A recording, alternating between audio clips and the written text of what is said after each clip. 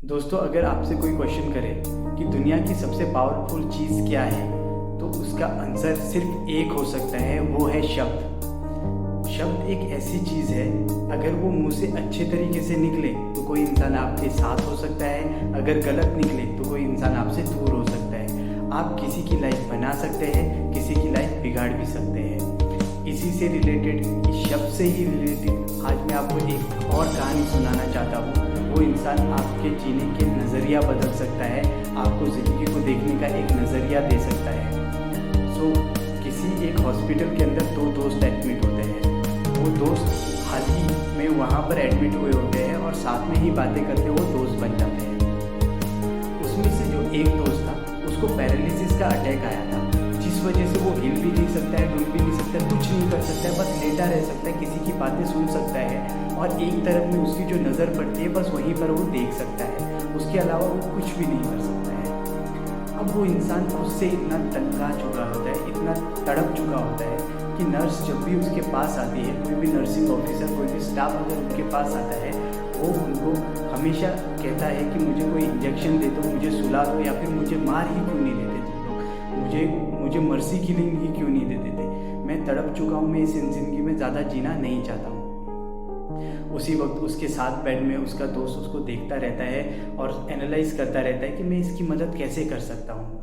अचानक से उस दोस्त के पास एक आइडिया आता है और वो खुद से खड़ा हो जाता है और अपने सामने एक बड़ी सी खिड़की के पास खड़ा हो जाता है और नज़ारे के बारे में बता रहा होता है।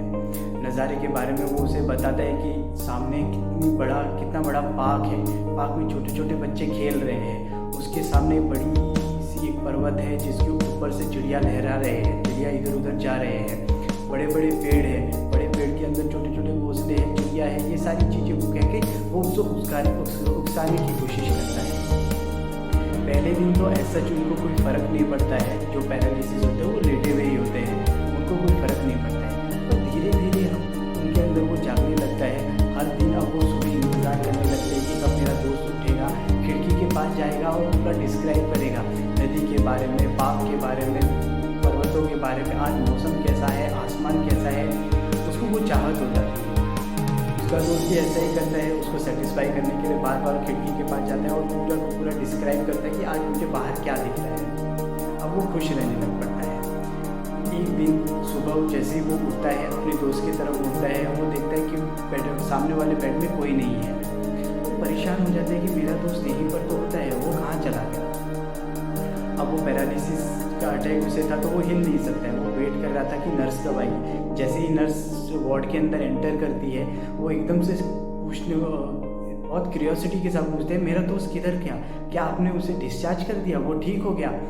नर्स बहुत चौंक जाती है और उनके कंधे में हाथ रख के बोलती है, क्या उन्होंने आपको बताया नहीं, उन्हें कैंसर था, वो तो कल शाम को ही उनकी डेथ हो गई। ये सुन के वो इंसान फिर से लेट जाते हैं, उनका दिल फिर से टूट जाता है। अब वो फिर से मरना चाहते हैं, बट कहीं ना कहीं उनके दिल में वो आस रह जाती है जो उसका दोस्त बाहर डिस्क्राइब कर रहा था कि कितना सुंदर नज़ारा आजकल रहने लग गया है। वो चीज़ देखने के लिए उसके अंदर इतनी क्यूरियोसिटी भर जाती है कि वो चाहता है कि मरने से पहले मैं एक बार तो ये खुद से देखना चाहता हूँ।